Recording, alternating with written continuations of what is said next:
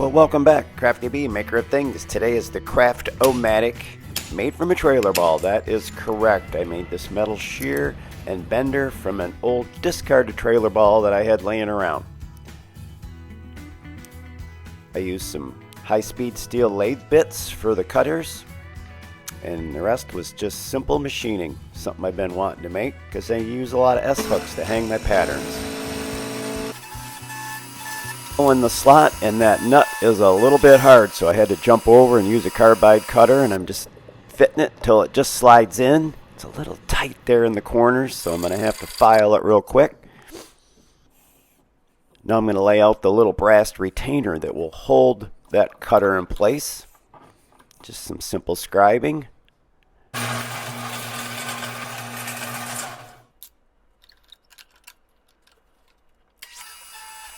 And I'm going to mill that one up now. And I'm just doing it by feel. I get real close and then I just fit it. A little bit of filing on this one as well. Now I've got to spot it. And here is my Bluetooth right there. The Bluetooth scriber. A couple prick punches to get some holes going. And that's going to be just about the right drill bit for this job. Transfer punch. And off to the drill press, and we'll drill and tap those 1032.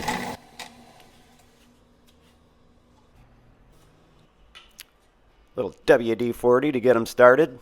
It's a little tough. That nut, like I said, it's been hardened slightly, but it was still machinable.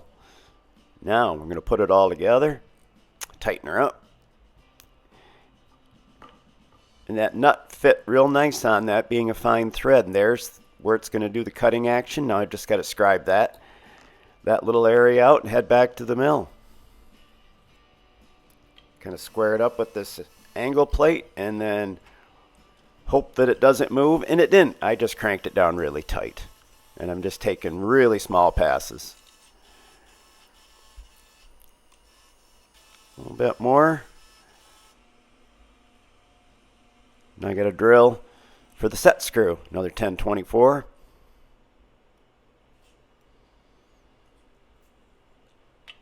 And that snap, I thought I broke the tap, but I didn't. That was me setting the can down. Now I'm going to work on the handle. Piece of old scrap stainless I had laying around, kind of radius the ends a little bit. Shine her up, want to make it look nice.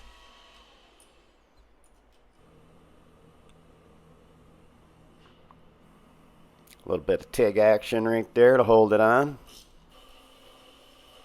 Now we need a base, something to hold the ball. Just a piece of hot rolled steel, 4 inches square. Gonna step up. Small drill, medium drill, big drill.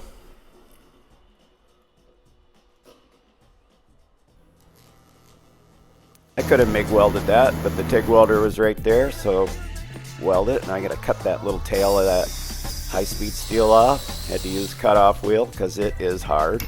And there it is, snap, snap. It's really not a shear, it's more of a pinch. So I knew the handle was too short, so I'm making an extension. Aluminum, and it's about 1 inch. Maybe 1.1 inch. I'm not really sure what size it is. Ran my knurler tool down there, down the side to give it a little grip, and then I'm going to turn it down just to make it look a little nicer.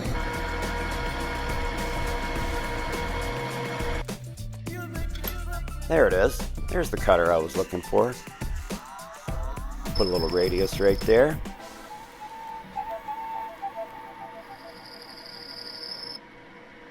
That's done. Now I'm using an actual end mill radius cutter in the lathe. Why not? It works. Put a radius on the other end.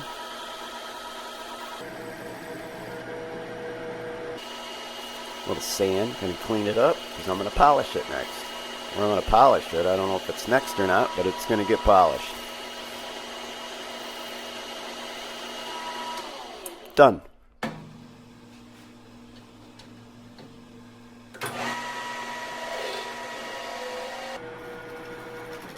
This is just going to slide over that piece of stainless real nice. Nice press fit. And I'm going to ream it.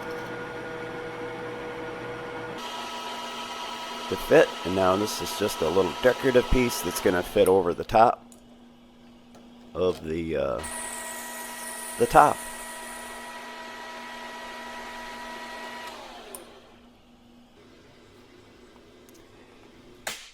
My Buckeye engraving stamp works like a charm. Yeah.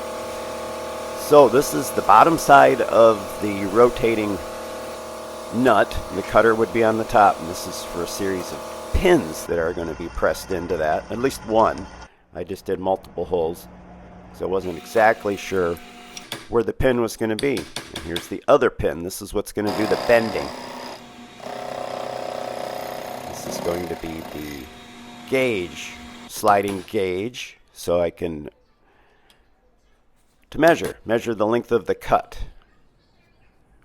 Some more 10/24s.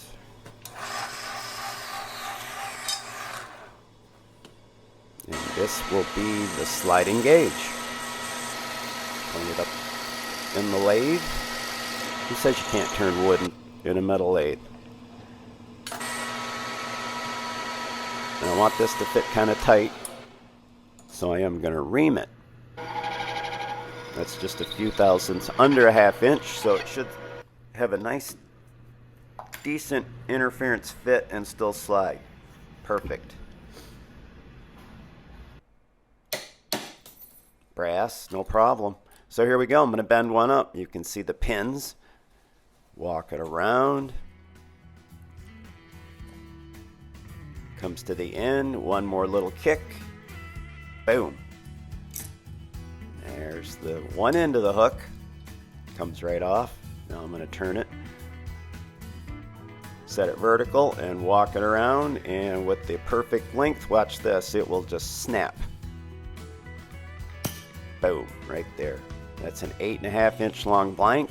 I had to work that a little bit to finally get the right length, but perfect, makes a perfect hook.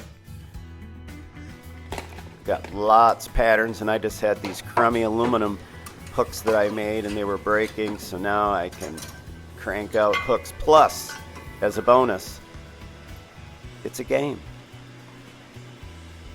The old barrel of monkeys, this is a string of hooks. Thanks for watching, everybody.